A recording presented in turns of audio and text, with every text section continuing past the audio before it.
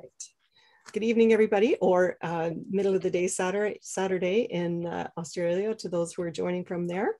My name is Terry Moore, and I am fortunate enough to be the executive director of the Sooke Fine Arts Show, a wonderful organization to be working with. As we begin, I'd like to respectfully acknowledge the Sooke First Nation on whose land we gather in celebration of the arts and for which we are supremely grateful. So a couple of housekeeping notes first. Before we get started, as I mentioned, we are muting everyone during this session and we are recording it. We're keeping the recordings up on our website for those who are not able to join us tonight. And we will be hosting them there till next year. Actually, we have got quite a nice little library of artist talks happening now, so it's a treat to be able to share them with everybody. I will be, like I said, muting everyone and with the cameras as well. So if you have any questions at all, please type them into the chat box, and I will make sure that Sheena gets to hear the questions and give you an answer on them as well. So it is my pleasure tonight to introduce to you one of the artists that is showing in the Sooke Fine Arts Show, and her piece is an award winner in the Sooke Fine Arts Show. It's the Designer's Choice Award for Isadora Arabesque, and it will form the major part of our promotion material for next year's show. So we're pretty excited about that, to have that beautiful image as promoting next year's show. But Sheena was born in England, the third child of 4 to a Scottish father and an English mother. And she moved very often when she was young, settling in Tsawwassen, and Vancouver's Lower Mainland became her home. So she did high school there and then a brief stint at UBC as a fine arts major, and later with graphics and communication arts diploma from Douglas College, also on the Lower Mainland. So Sheena's creativity showed itself at a very early age through drawing, painting, and sewing, rarely coloring within the lines and never following patterns, which I can absolutely believe for someone to come up with the idea of creating statues out of chicken wire. Absolutely. Animal families made from red Gouda wax or cheese wax, bland white mashed potatoes turned florid pink with beet juice, and sculpted into fantasies were all fair game for Sheena and for her creative hands. She studied ballet earlier in her life and synchronized swimming, and gave an appreciation for the beauty of movement in the human figure. As a graphic artist, her work kept her afloat with full-time employment with places like sign designs or Signalite signs, illustrations with Colt Advertising, and set design and game show graphics with Catalina Productions for Let's Make a Deal and a number of other TV productions. She also joined the Jim Pattison Sign Group as a designer and became their art director for 12 years. So she relocated to Qualicum Bay on Vancouver Island in 2003, which must have been quite a different move from Vancouver, that area, and continued her employment with Pattison, working from home. So illustrator, she's honed her skills in Photoshop and Illustrator, and she's no stranger to a variety of other office production and office programs. She holds multiple international and national awards in sign design and is quite the volunteer in her community, including the Lighthouse Country, including being president of the community club, sitting on the Qualicum Beach Water Board. She's founding a member of the Lighthouse Bluegrass Festival, and president of the community hall. So over the years, Sheena's personal pursuit of creativity away from commercial avenues has taken the form of sculpture, painting, charcoal drawings, and irregular life drawing sessions. So spontaneous, lively lines and appreciation of the human figure and a fresh creativity run consistently throughout her creations. And she's won numerous awards for artwork in the past, including placing Qualicum Beach's Grand Prix d'Art and Tosh's, which is the old schoolhouse, Sunday Painters. Sheena was accepted into the Canadian Federation of Artists in 2013 and has shows in juried shows throughout the Canadian Federation of Artists. In 2015, she changed employment directions and became full-time artist at Cat House Gallery and the head cat wrangler of the Comfy Cat Kennel. So tonight, Sheena's talk is going to be about chicken wire and how to use that as a sculptural medium. I will let her talk about what's going to be happening tonight and how things are going to go. I think rather than listening to me talk about what you're going to do, Sheena, it would be far more interesting to see what it is you've got going on and to hear it from you. So I'm going to turn it over now, and I'm going to move it to speaker view. So we should be able to see Sheena there. So hello, Sheena. Oh, thank you, Terry. You definitely got the long form of the bio for sure. Welcome to this chat, everyone, and thank you so much to the Sooke Fine Arts Show for permitting this. It's really a wonderful show. I was thinking I should I'm thinking I should explain how I got into doing this chicken wire thing. So part of what I did in the past was with theater and TV and whatnot. And of course, with theater, if you need a rock, you make chicken wire and you cover it with paper mache and you do that. So I started with paper mache over chicken wire in the 80s. And if I could share my screen and my website, I can show you what I used to do a long time ago. Is it allowing you to share? I'm just getting the screen up here and then the share screen. I have to say, Terry is the most patient person. Oh, we've been absolutely having a horrible time. Oh yeah, and with getting my second camera going. But I really appreciate it. Thank you. So here's share. Okay. What are you seeing in the share? I am seeing your web page. Oh, good. Okay. And does it have a cat in the top? It does. Okay. If you look at the this was an old one that I did from the 80s that is chicken wire with paper mache over top of it, and then fabric and gold paint, and I just sort of grabbed whatever and threw it all at it. So I did a number of these full-size figures, and I really enjoy them. But it was the 80s, and there was no internet, and there was no way of marketing them really. So it got pretty crowded around my house. So I had to kind of stop doing them, and I went into other things. But what I found that I really liked was just leaving the wire open. So when I started my cat kennel, which was 5 years ago, I had to obey the bylaws that requested that you have a really small sign because it's in a residential area. So it's, what do they call it? A small, a home-based business. So you're only allowed a really small sign, but you're allowed to have giant cats on the roof. So there we go. So these are the cats that you may have seen if you're in my area. I have them sort of scattered around my area, my property. Some of them are windsocks, some of them are on top of the roof, and some are, you know, on fences and whatnot. This one is up on the roof. That one points towards the sun, so it's called Saluting the Sun.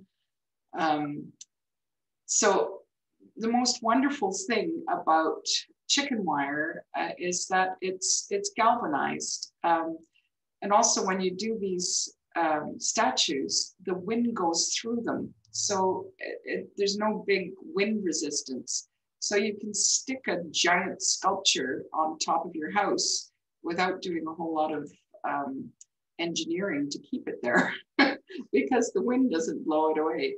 So it's pretty useful that way. I like to paint them white, primarily to give them a contrast to the background, which is usually dark. With the galvanized wire, it's not going to rust. The paint I use is usually Krylon, which is paint that you can use on plastic and metal and everything else, and it tends to be a somewhat of a rust inhibitor as well. So I've had my cats up for 5 years with no problem at all. I'll scoot up there in the spring and just give them a shot of white just to brighten them up, because I live on a highway and it's dusty. So they do get, you know, I didn't do it this year, but they do benefit from just being sparked up if they're a little bit sad. So I started with doing the chicken wire, went back to the chicken wire and then did the giant cats. And then with the internet, you can sort of scoot around to all the world and see what's going on. And I was looking up chicken wire.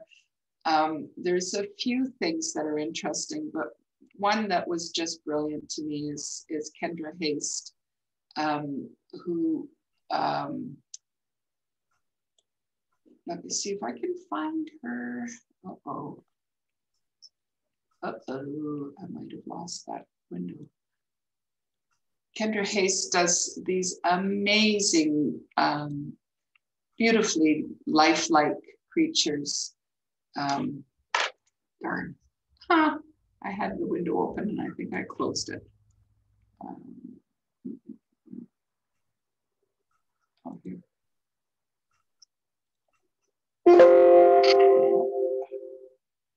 I'm sorry.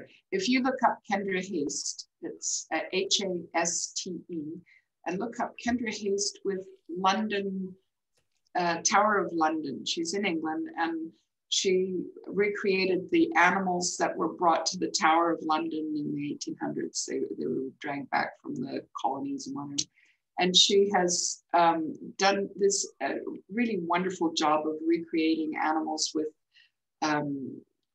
they just look so lifelike, they're wonderful. So she inspired me to make my sculptures a little bit thicker, and just basically sort of gave me the confidence to sort of, okay, you know, these are actually legitimate, you know, that you can do chicken wire without the paper and everything else on top of them.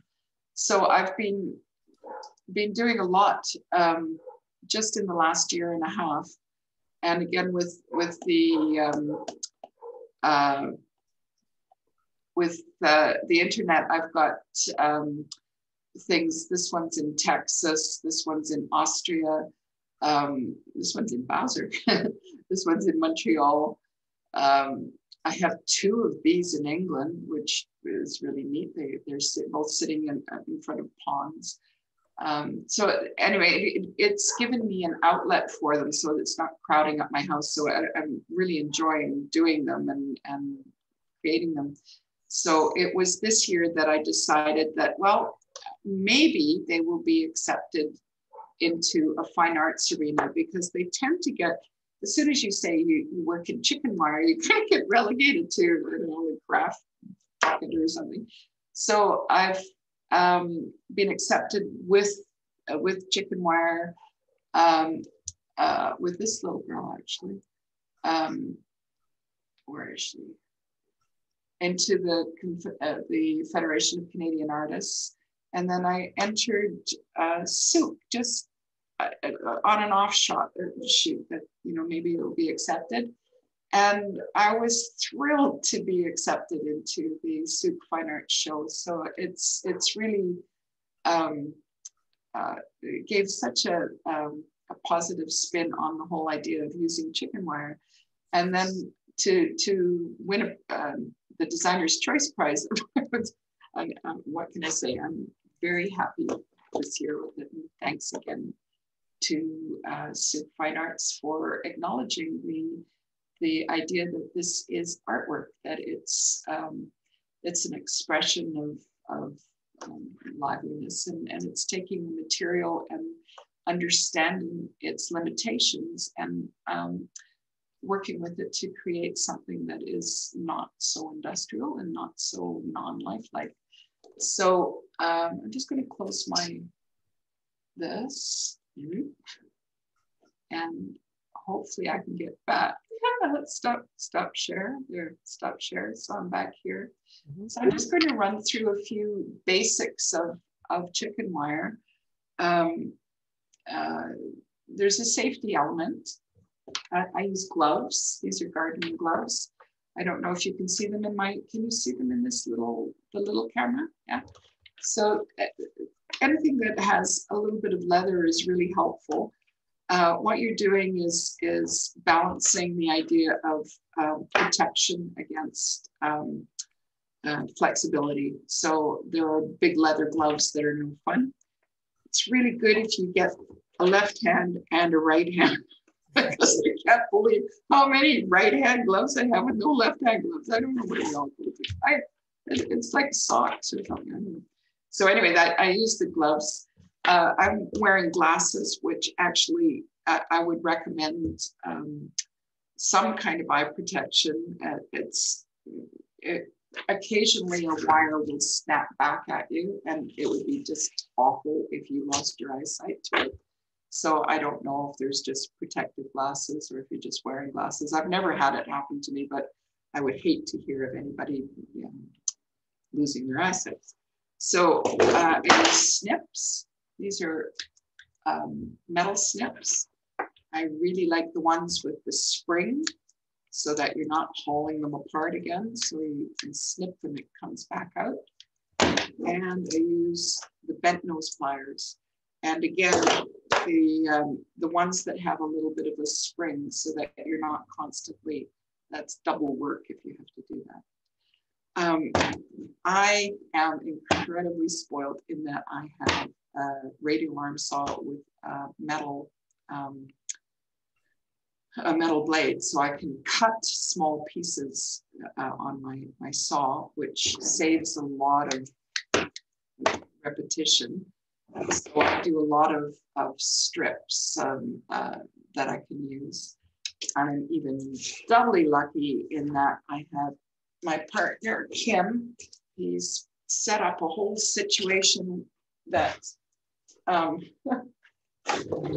cuts squares. If you've ever wrestled chicken wire off a roll, you'll understand what I mean. This is just life-saving, having this cut. So he wrestles it through a couple of different bars and then slides it out and cuts it. So I have these nice little pre-cut squares that just, are ready to work. The other thing we do is cut the edges off the chicken wire. When you get a roll, there's a straight line that runs down the edge of the chicken wire. And I don't like working with it because it shows up. It sort of jars your eye when you're working with the regular bodies. So we cut off about an inch and a half on each side of it, on both sides. So it ends up in a little tight roll. I'll show that to you afterwards. I'll do a little walkabout with the camera. And that's what I take to make the hair. I run it through a little metal pipe. So it sort of looks like dreadlocks after it's done. So that's how I do the hair. And it means that I don't waste that chicken wire. So we'll take a look at the fabric itself. It's like any fabric, you learn its strengths and its weaknesses. And what seems to be a weakness at first can actually be a strength. So if you look closely at it, hopefully this is showing closely in my camera, you'll see there's a weave. So this is the way it comes out of the machine. So there's a warp and a weft, just like there is in a fabric. And if you're bending it with the weave, it's quite floppy. You can move it quite easily.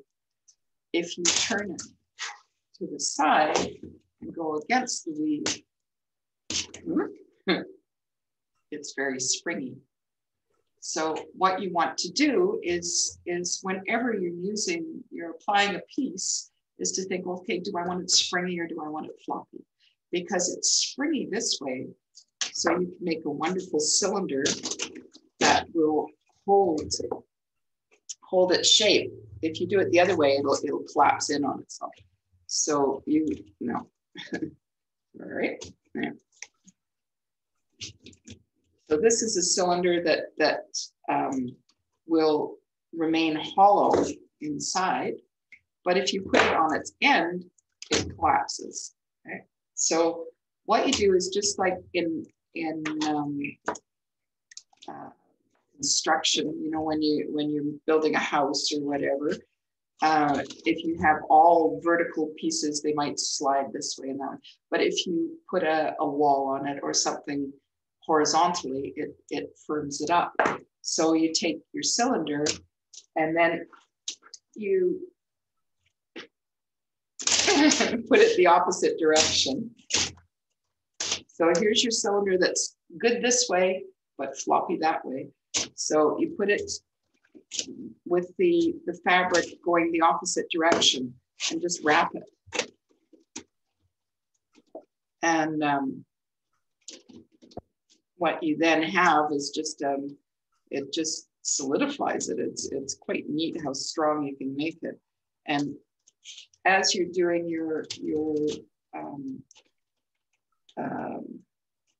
sculpture, the more layers you can put back and forth and diagonally and whatever, the stronger it is. Sorry, I got itchy nose syndrome. Okay, so now it's no longer squishy that way. It's nice and springy this way. And so you've got a hollow cylinder. So if you look at your body, you're made out of cylinders. You're made out of small cylinders joining your bigger cylinders. So it's the way I approach construction is just to think, okay, where's the cylinders, and then figure out how to join them up. So I've got a little, hold on here. I've got this guy. Or girl, I guess it is. So I started this at a different demo. So it's just the beginning of a person, but you can see it's cylinders. And then you take the cylinder and you figure out how to join it. Part of my past was that I did a year of fashion design. So I do know how to draft patterns and things, but it's pretty self-explanatory what you have to do. In order to join this cylinder to that, if I just butted it up, it would look kind of stupid. But if you cut it and shape it, you can set in your legs. So there's two cylinders joining a big cylinder is what it is. And then from there, what I do, first of all, I usually put on my gloves after I start going, oh, hey, I just hurt myself. So from there, using various strips and sizes, you can just sort of bandage those things on. So you know, if you wrap that together now, what you're doing all the way through is hooking what I call pigtails. Can you see the edge of, Mm-hmm. you can see the edge of that. Right? Yeah. See how there's little pieces. So you're going to grab one of those pieces with your needle nose plier, grab it, stuff it down into a hole, turn it, and then release. And it's like hooking a rug almost. So grab it, turn it, and release. If you really want to have a good anchor point, you grab it, put it under, bring it back up, and twist it around.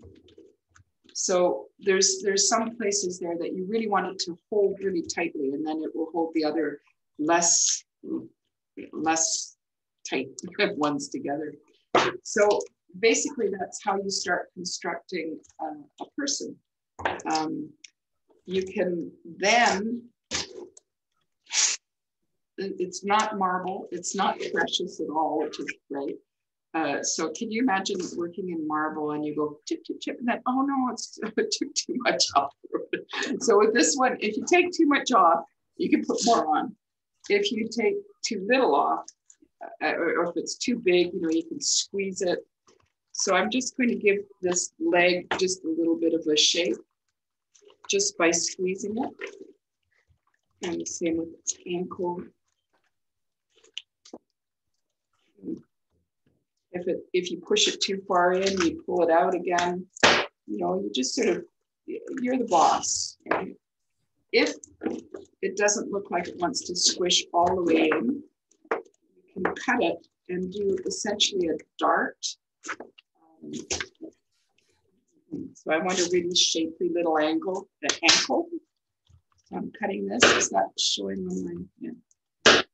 And these have gone so dull. I should have got a new print. Yeah. Okay, so instead of trying to make it really small, I'm just going to fold it over like a dart. And you can do this in a million different places on the body, but so I've just made a dart in that ankle, and then I will anchor that. So I'm doing the same thing of just grabbing the little ends, pushing them in. So now you can see this leg has half a chance of looking a little bit more interesting than the solid cylinder. So that's how you start getting it shaped. And you go all the way through the character looking at should you go with the grain or against the grain. When you're cutting, I have two rolls here. This one is cut with the grain. And what that means is that when you apply it to the sculpture, you only really have to deal with the ends sticking out. So you only really have to hook these ends together, because you know these ones will look after themselves. They're okay, but these ones will stick out, and this is what you want to pull really tight. So you stick them in that way. If you go against the grain, then you've got all these little ends. I'm lazy. I don't like doing all those little ends. So I usually, if I have a long skinny piece, I will do it with the grain, only so I can avoid having to put all these little ends tucked in. That's a lot of repetitive movement. So those are the two different directions. So the way I bandage that leg together, you basically do that bandaging over all of them. It's like skinning them. Anytime that you want more, you can just bundle up. You can see how this girl's got boobies here. So, but what they are just little bundles. You know, they're bundled up little pieces, put on, and then you put the skin over top of them and just shape it and pin it down. And you got boobies or bum or whatever. How you do your nose and hands are a pain. What I usually do is do every digit where I use the long way and make that what I usually do is a long line of this and cut it into 4 pieces. So that's 4 fingers for your hand. And then I wrap it the opposite direction. Should have another pieces.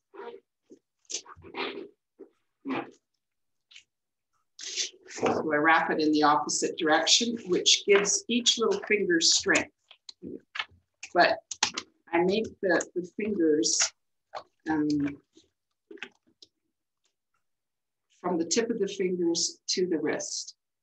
And then you cover you bandage up those 4 flanges, right? And then you add a thumb, because the thumb is right out, you know, it's not one of this. So I just make a big lump and run it around and then bandage it onto the hand. But you can see how if you wrap that long skinny piece that I did, you can manipulate it. That's yeah. So your fingers can go. So what I was thinking is I was going to walk around and show you a couple of sculptures that I have here that are sort of partially ready to go and not. I can show you the one that I just started this afternoon.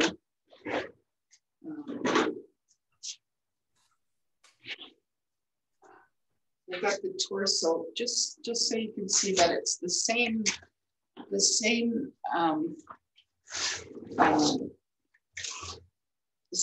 concept that I was doing with the other little guy, but the risk of like a gynecologist or something. What this is going to be is a rider on a horse, and I'm waiting for the.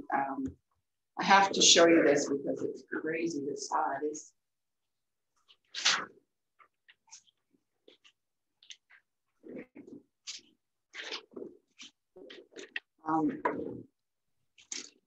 If you people are horsey people, or if you just like romantic things, you know what a Frisian horse is. A Frisian horse is huge, and they're wonderful, wonderful horses. I have a lot of horse background as well, but yeah. So this woman has commissioned me to make a full-size Frisian horse. So that means that this back is going to be just about here, 16 hands high, and then the head will be approximately 7 feet high, and there will be a woman. And of course, we can't just have a woman on a full-size Frisian horse. We have to have a hawk with the woman on the full-size Frisian horse. So that's going to be so much fun. So right now I'm waiting for an armature for the horse. That's the basic outline. I don't know if you can see the red basic outline of the armature. That should be coming next week, but I thought I could start out on doing the rider this week while I'm waiting for the armature. And I tried to work as much as possible without any armature. This is mainly so that I can hang the wire off the armature, just have it in that height. If you do the back and forth and the you know, if you do what I was saying with doing the cylinders and reinforcing it, they become amazingly strong. Like I wouldn't be surprised that I could do this horse and it would stand without armature. Where I would worry about it is maybe that these legs would eventually widen or whatever. But so this armature has a base that will hold it. Yeah. So usually I don't use an armature. If I use anything, it's a base with just one pole sticking up to maybe waist height on the figure, and that holds it. And what again was amazing with the idea that the wind goes through these things. I can, you know, I've got a woman lying down on my roof. That's just thrown up there. Like there's no nails or anything holding her on because she's got enough weight that she sits there and the wind will not blow her away because the wind goes through it. And I've got the cat and the fiddle on top of a little gazebo, and you would never consider putting any kind of solid thing up there, I don't think, because it would be too dangerous. It would just be damn dangerous. But with the chicken wire, you don't need any you know, there's no big engineering feat putting that thing up there. You just stick it up there. It stays there, which is pretty neat. So with this horse, I'm hoping that I'll be able to get the arm of the woman up with the hawk. That's going to be, you know, I have to really reinforce it, but I think I could do it. It should be doable. But apart from that, everything else should be fine. Put lots and lots of mane, like that really long mane and really long tail. So what I'm going to do is wander around with this. My audio is on my computer. So Terry, can you yell at me if you can't hear me? I can do that, sure. I'm great at yelling. I do have one question for you first, though. When you're talking about armature, what kind of material do you use for your armature? Well, I get, there's a guy called Dave Kasprick, Red Cod Forge, and he just uses like a 1/4 inch metal rod, you know, like a steel rod onto either a plate or a frame. And it gives enough weight to hold it. A full-size figure, only a full-size female weighs about 30 pounds. Oh, really? Okay. 30 to 40 pounds. So I can lift them all. I can carry them around, which is great. Okay. But yeah, and it helps when you're shipping overseas too, that they're not that heavy. It's still crazy expensive to ship anything because they work on, I didn't realize they work on a cubic meter, 3 cubic meters. So if you're under 3 cubic meters, it doesn't matter how much it weighs. You know, it's the bulk of the inches. So I do have one more question coming in as well. Linda is asking, will you show or explain how you create hair? I will, but it will mean that I have to go outside, so it'll be muted, but I can show it to you. Okay. And you can yell, like it'll be outside. Yeah, I can go and do that right now. So it'll be, I'll yell out from outside. Okay. So we're going out to my outside part. I don't know. That's working, is it? Can people see the Sheena's iPhone mobile moving? You should be able to see a portrait right now. Yep, I can see that, but I don't know if everybody can see that in the big screen or whether it's just on a small little square. If you could type your answer in the box, that'd be great. I'm just wondering, oh, I guess because it doesn't have the sound. Okay, so Natalie's saying, yes, they can see it in a small square. They've pinned that screen. So if you pin that screen, it should make it, if you go up to that particular screen and you click the 3 dots and it says more, you should be able to pin the screen and that's what you will be seeing as your big screen.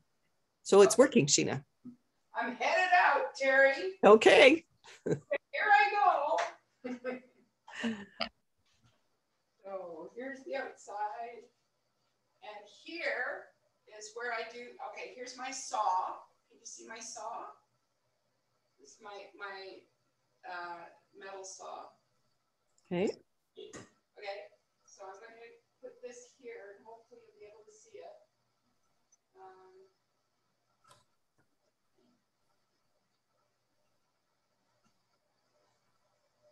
I'm not sure if everybody's able to hear that, but what she said was that this is her metal saw and she's... Can you see a round thing there? Okay, I'll yep. take it closer. So yeah, we can see it. Yeah, okay.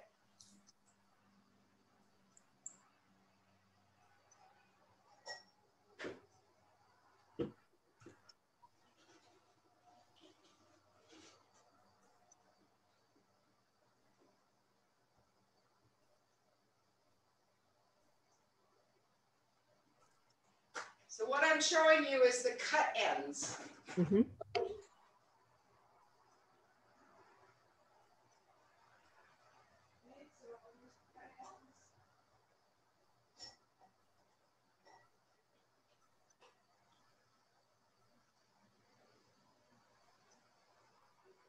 Okay. Looks like she's threading it through there from those. Okay.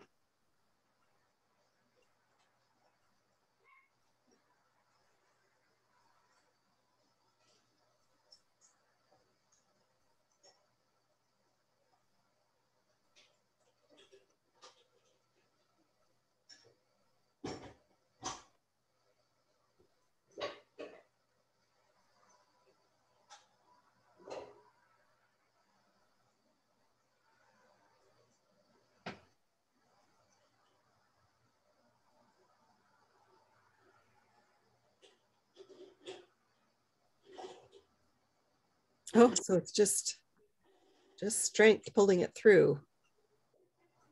Wow. Mm-hmm.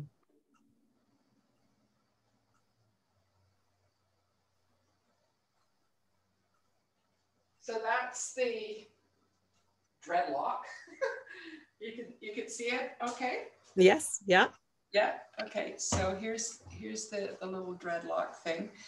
And what I do is make it long enough to make, when I fold it in half, I can do 2 strands of hair. And what I tend to do is,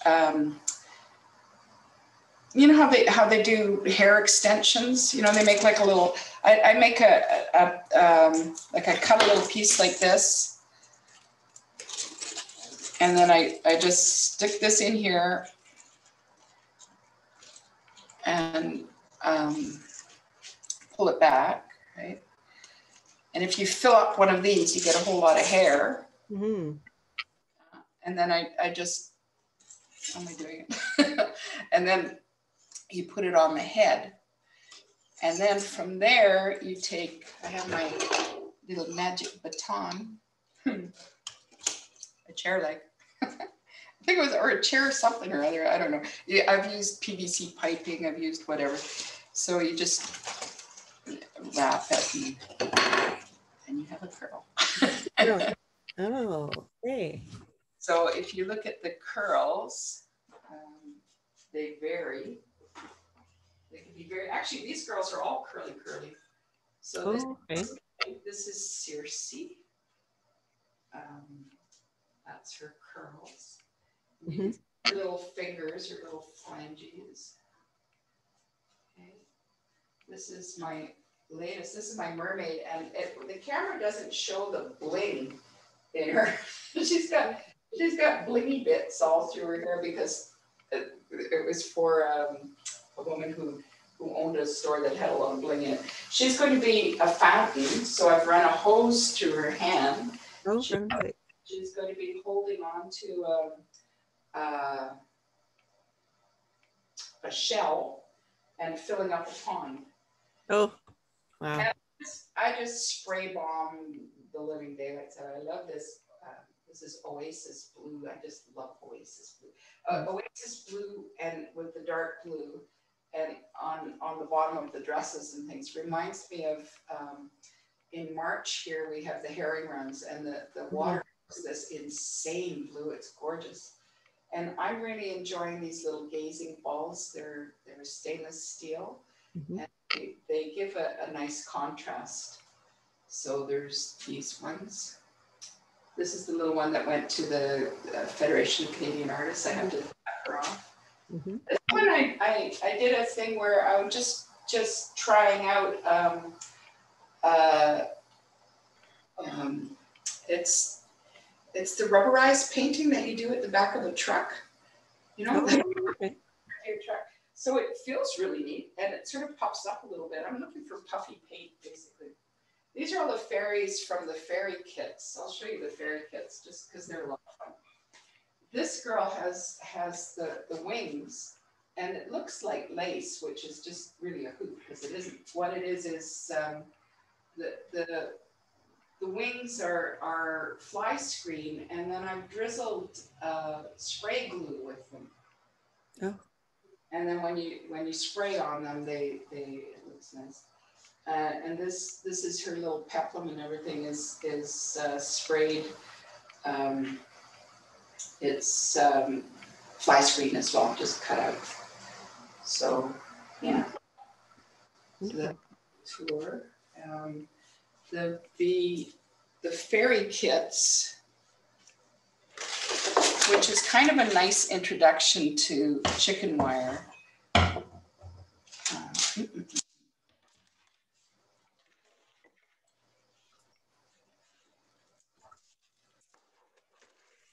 So this is the fairy kit, comes in a nice little box. This is my old graphic artist weenie days. Like I still use Photoshop and everything. So, and I've got the book with like super easy to follow how to make your fairy. And then on the back, it has a website where you can go and get step-by-step how to put it together, but also how to, you know, when you make it, it just looks like this, which is kind of dull. Well, I mean, it's a cute little fairy, but it's kind of wooden. But I show you how to, you know, where to put your thumb to arch the back and arch the, and then I also show you a thing about proportion for the legs. I could do a quick proportion study for you.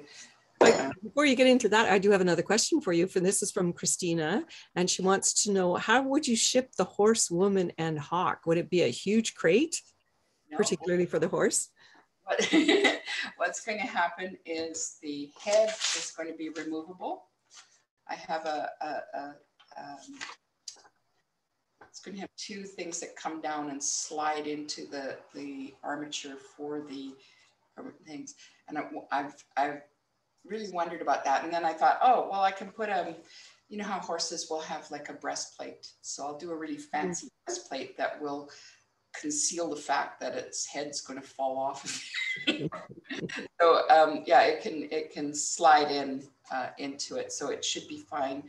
The woman is going to be removable. So 5'4" is going to fit into, you know, like a pickup truck or whatever. Like that's it. So it'll be in 3 pieces, but it is large. It's cute. So anyway, yeah, there's that. Here's the thing that I love, because it's such a, we get duped by marketing things. But just as a quick,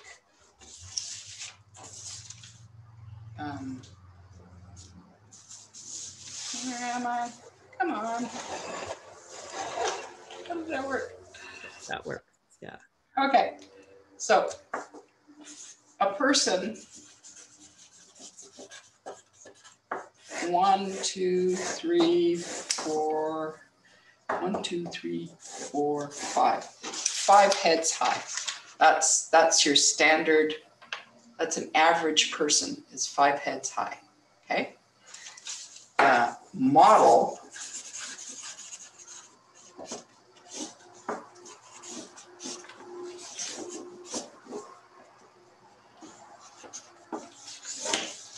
is about 10 heads high.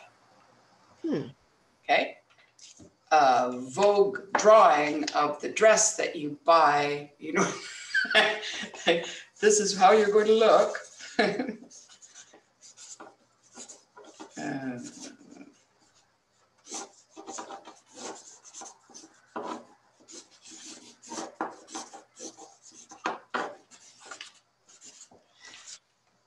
Is about 16 hands high, or like at least 12 hands high. And the thing is, the torso stays pretty much the same. It's the length is particularly in the lower part of the leg. The upper part of the leg is long, elongated, but you know, all the Photoshop people and whatever, they really go for it in the lower part of the leg. So what I do with the fairies is do a proportion where the leg is just a little bit less than like the top leg is a little less than the bottom leg. So I show you how to do that. This is like a major piss off when you go and buy a dress. So anyway, that's how the fairy works. And I tend to do that because, like I said, I did a year of fashion design and did some fashion drawing, and it tends to even sneak into my life drawing. And that's another thing I wanted to say about my background, but also I think for artwork in general, doing life drawing, like going to the regular studio sessions that you have a model, a nude model or whatever, and you're doing those really fast drawings, and you're doing them on really crappy paper, so you're not all worried about screwing up a piece of white paper. So you do a quick 2-minute drawing, don't like it, you throw it away.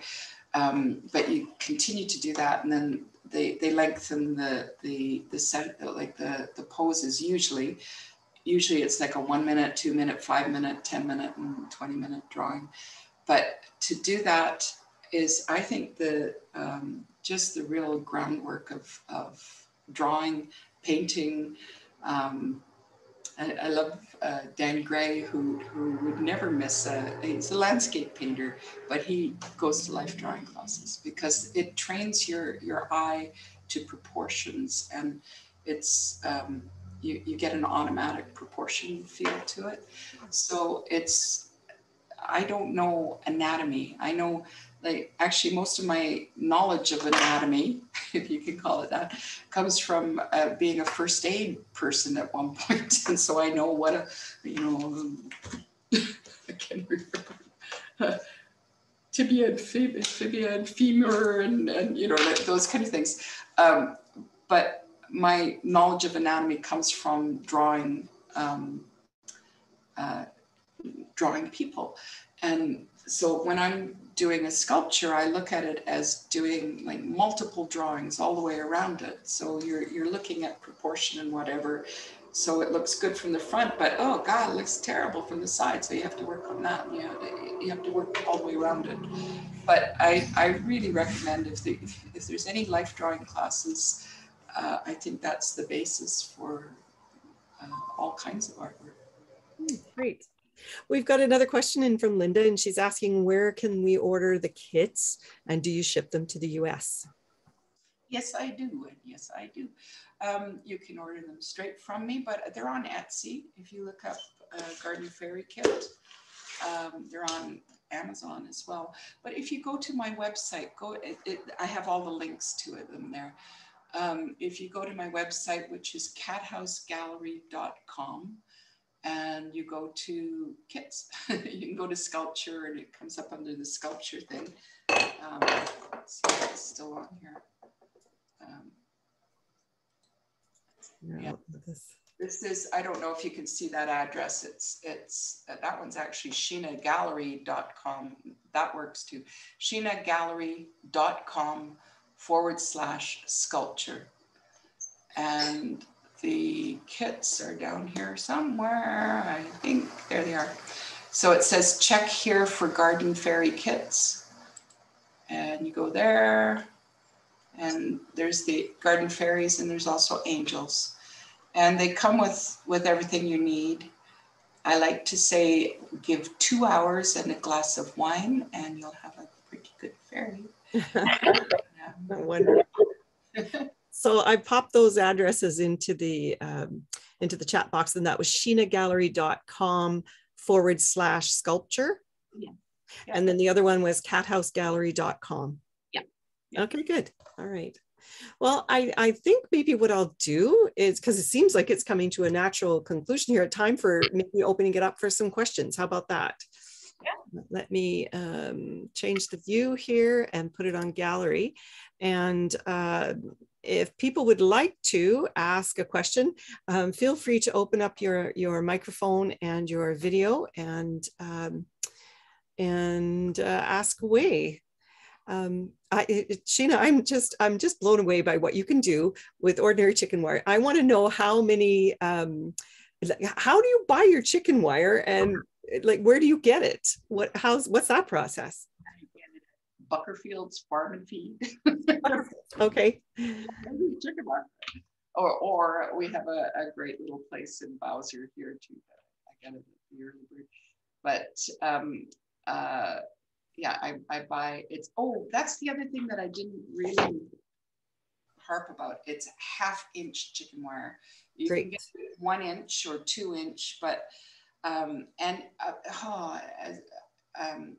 there is a 5/8 inch chicken wire in China, and believe me, I've tried to get it over here, and you cannot get it. So if anybody has a line on 5/8 chicken wire, please let me know. It would be just wonderful to have it. It only costs like $600 or something to get 1 roll over here. So, oh, wow. But usually I buy the 2-foot by 100-foot rolls. Okay. And they're about $60 for that. So you can start out with, 25-foot rolls, no problem. And it's one of the really, really wonderful things about chicken wire. You're not making giant investments to do artwork that you may not sell. So it's I'm pretty stingy when it comes to art supplies. That's another big plus with the chicken wire. How many rolls of chicken wire would it take to make something like Isadora Arabesque? She would be about 1.5 rolls.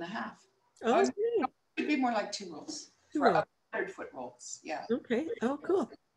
Yeah. So it's doable. Like you're not casting bronze. You're not taking away marble and going whoops. That must give you a real sense of freedom too, to be able to create, knowing that you're not going to be. Yeah, it's all part of it. It's like doing that life drawing on newsprint.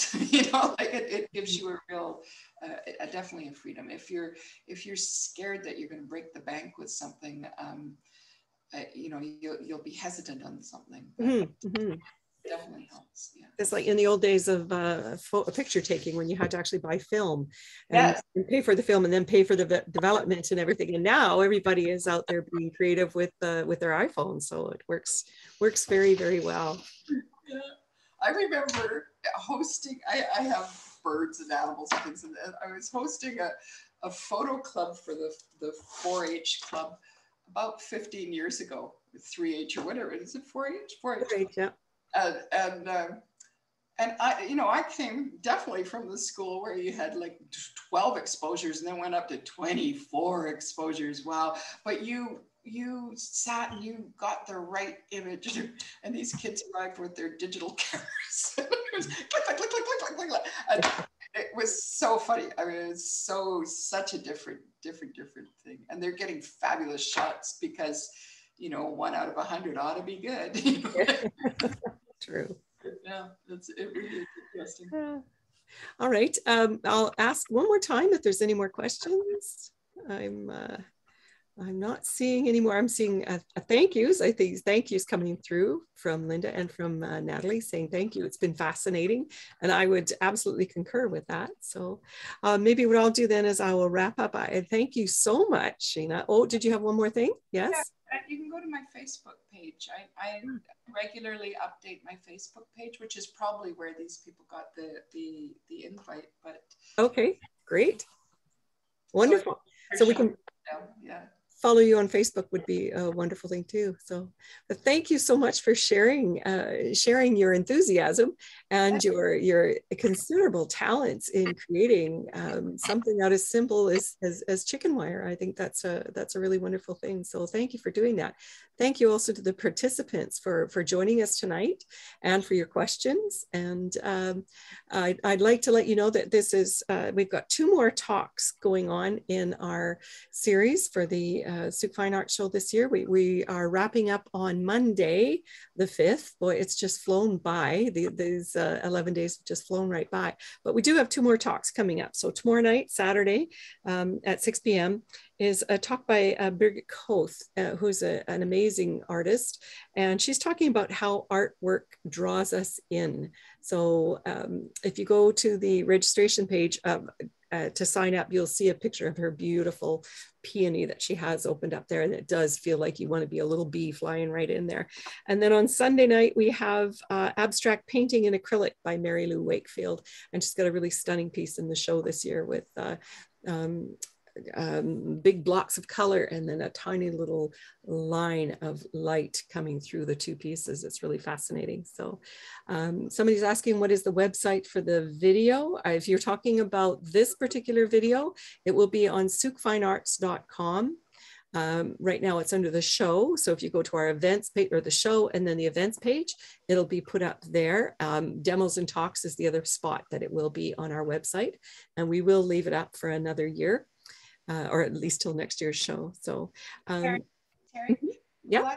Will I be able to put a link on my website for it? Absolutely, you can. As soon as we get this posted, we'll get it over to you, or you'll see it there, and you'll be able to put the post. Yeah, absolutely. So, thank you everyone for joining us tonight. It's been fascinating, and I've enjoyed seeing where people have come from all over the world to come in and listen to Sheena and gain a little bit more knowledge. So, thank you again, Sheena, and I'll say good night to everyone.